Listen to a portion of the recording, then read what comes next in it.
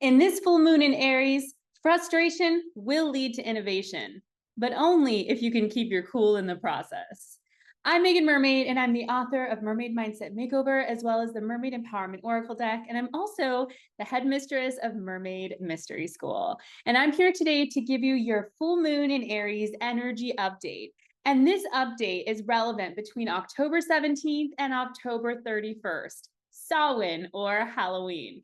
So we are deep in the energies of this Aries moon that is squaring Mars. Meanwhile, Venus is sextile to Pluto, and there's just so much intense energy. Not only that, but there are aspects of other fixed stars that are very, very challenging. And I'm not going to get into all the fixed stars, but what we do have to remember is that even with all of this upheaval, even with all of the chaos, whatever is arising, we can still maintain a space of peace and equilibrium. Or at least we can look back and think, maybe next time I'll do it differently. So first I want to talk about Aries energy in general. It's a fire sign, and it's all about really starting off on a new path. Aries is all about blazing our own trail. And right now we are set to do something that is just for us. We just had a solar eclipse that happened in Libra.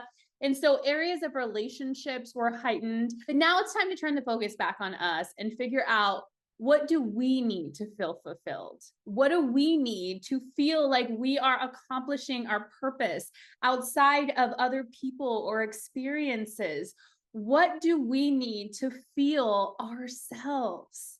So with full moons, it's all about releasing. And with fire moons, we want to release anything that has to do with transformation or shadow work or anything that is keeping us from our personal power. If Aries is the self, we can think about this moon energy as being a time to release anything that has kept us from being our true, authentic self. Now, the thing that we need to be mindful of with Aries energy is that it can be very explosive, it can be very impulsive, and it can often react and act first and think later. So think about that when you're having interactions with people over the next few weeks, because this energy is going to linger. The themes are going to linger over the next few weeks. So if you notice yourself getting frustrated, just take that moment of pause to breathe. I've had to do that so many times, and I feel like I've been going through such a difficult initiation. I just launched a new quiz called Which Witch Are You? And I'm going to be sharing more about that at the end, so stay tuned. You can also find the details in the link in bio. But it's literally taken me 2 weeks, and there have been so many obstacles. There have been so many times that I've had to talk to a customer support person, or there was a tech glitch, or something wasn't integrating, and it just became so frustrating.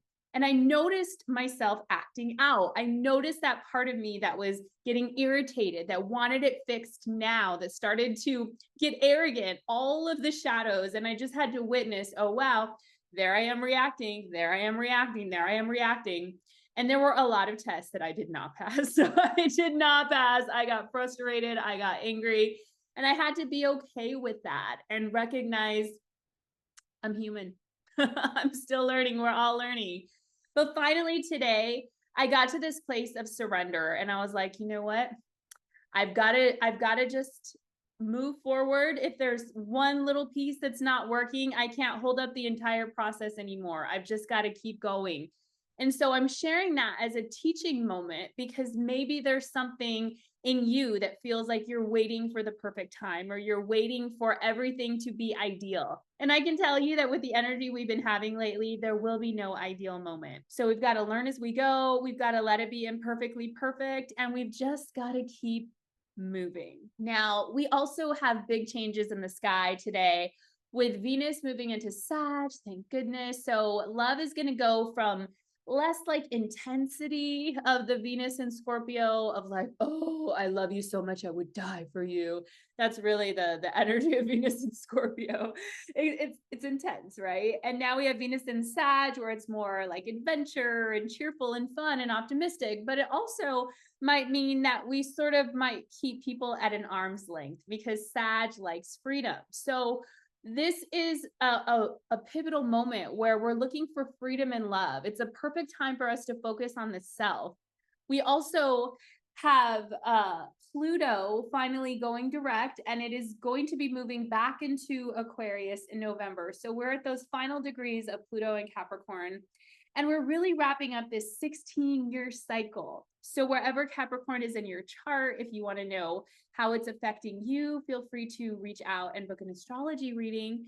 But there's really just this theme, this area of your life that is wrapping up.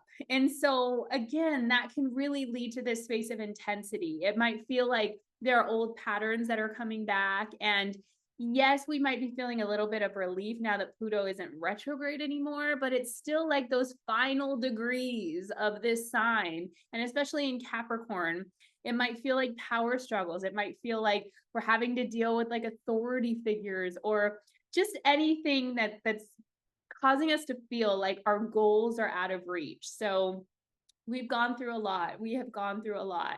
But I want to give you this glimmer of hope that even if it feels like things are really challenging right now, we're really going through this purification process. We're letting go of the old. We just got out of a huge eclipse cycle.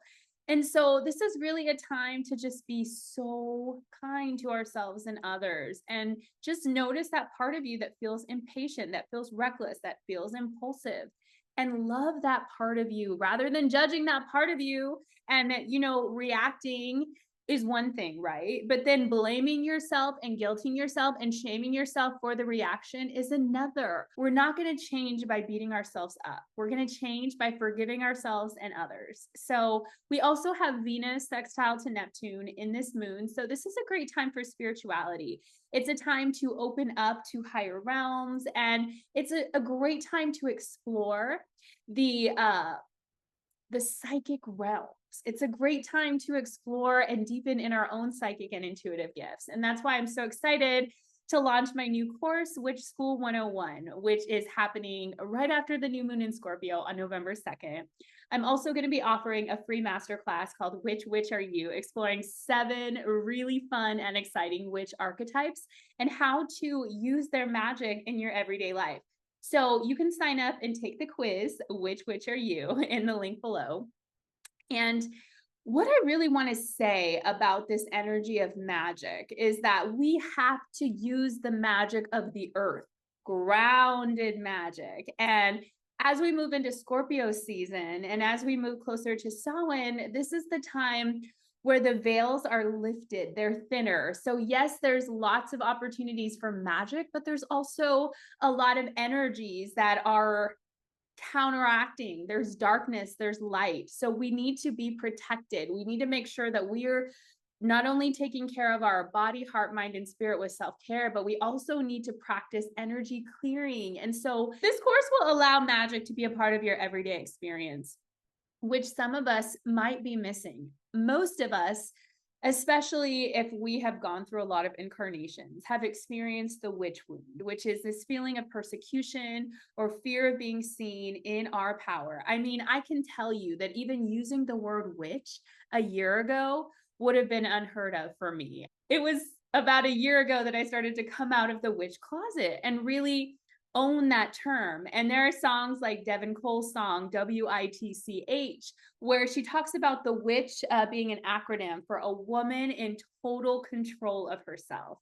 So ever since I've really dived into the world of the witch, I've started to feel more like myself. I've started to come into this deeper space of authenticity. And that's why I'm so excited about this course. It's going to be guided by the Morrigan.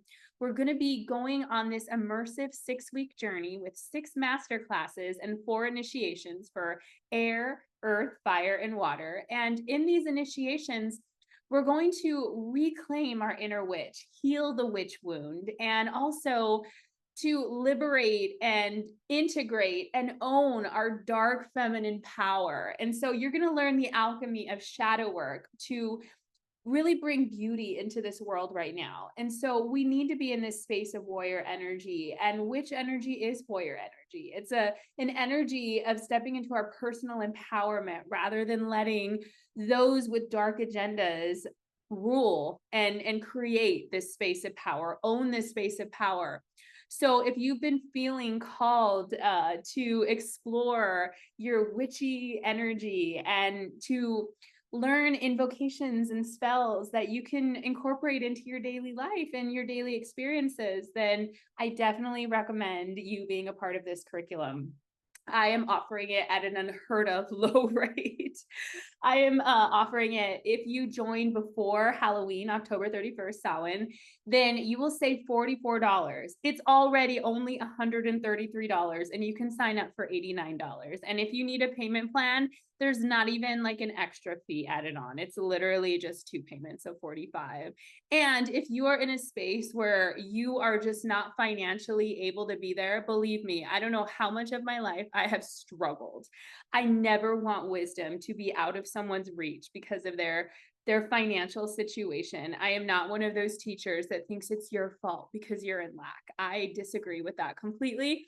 And we are living in a world where resources can sometimes feel challenging to balance. And so as we're all healing our own self, just know that if you're interested in this course and you want an extended payment plan, or you're interested in partial scholarships, just email me. We can work something out. I want to have an amazing group of thriving, witchy, spiritual women that can support each other and co-create together. And I'm really excited about what's coming through. And so I've been in this space almost like a cocoon because I feel like I've been having to birth this creation. And so I'm kind of like just peeking my head out now, like, okay, I'm back to the real world. So we'll start with the cards. Thank you for listening to all of that. First card that we have is the Four of Swords. So it sounds like the full moon energy is asking us to rest and recharge. Again, when there's a lot of energy of transformation, which fire represents, it can feel really taxing on our bodies. So, you know, the moon in Aries is at the final degrees of Aries. So it's immediately going to go into the moon in Taurus. So Taurus is all about self-care and just taking things slow. We really need to be in this space of integrating. It's just been like one thing after another. And then we have the Empress. So I feel like this is a reminder that really good things are coming for us, whether it's abundance, whether it's love, whether it's starting to see the fruits of our labor paying off. Like in my case, Witch School 101 finally being here. And so this is just an opportunity to know that when we rest, this is the energy that we'll be vibing in. And so often when we're in a space of struggle or we've gone through a lot of challenges, we can start to adopt this feeling that like we have to continue to work hard, or if we want a solution, then, you know, we've just got to push through it. And this is saying the opposite, that we can give ourselves the opportunity to rest, even if we don't see the solution or the finances or whatever it is there. We need to rest, because if we see ourselves as this Empress energy, this divine feminine, powerful creatrix, and we start treating ourselves like that, then things are going to start coming to us rather than us trying to chase after things that feel just out of reach, no matter how much we put effort into it. Next, we have the Six of Pentacles. So what I love about the Six of Pentacles is it's a card of giving and receiving. So I feel like this moon is also a time of being really generous. Yes, in Aries, we learn about the self, but it's not the same as being selfish. It's really understanding a sense of our true self so that we can find our place within co-creation. And so this Six of Pentacles card is saying, you know, just be open to any opportunities to give at this time, because the more that you can give, the more that the universe will allow you to receive. So give, give, give, be generous, and know that there's no such thing as this idea that we don't have enough to give. Oftentimes, it's when we haven't allowed this energy of giving in every area of our life. If we feel like there's a lack, it's best to look at what could be stagnant. And so if you're in a space where you're like, well, I want to give, but my bank account's looking pretty dry right now, then, you know, can you give smiles? Can you give energy? Can you give your time? Can you listen? Like, start to have this wider perspective of what giving is, and even ask the universe, give me opportunities to give. Show me opportunities where I can be a miracle maker to others. And that's going to start that flow of abundance coming back to you. We have the Two of Swords. So I feel like we have a choice right now. I feel like the choice is we can choose fear or we can choose excitement. And the thing with Aries is Aries doesn't stop to think. It just goes. And sometimes we need that. Sometimes we just need that kick in the pants to just like go for it and throw caution to the wind. And then other times we need that moment to like really strategically find a plan and put that plan in place. That's a lot of P's. Put that plan in place. You try saying that. It was hard. So we have the Tower. I feel like the Tower represents whatever we've gone through during this eclipse portal or anything else where it just felt like, oh, there it goes burning. Like, I will tell you that I'm always doing some kind of like side hustle because I like the freedom of being an entrepreneur. But the downside of having the freedom of being an entrepreneur is that there is no guarantee in how much you're going to make every month. So sometimes those side hustles are necessary. So it just so happened that I was doing this side hustle of delivering groceries. And I guess I could make a bunch of excuses that there's so much traffic and there's this and that. Well, anyway, I somehow got my account deactivated because I went below the threshold of orders that were late. I was late on too many orders and I got canned. I got fired from like a silly job, a silly side hustle, right?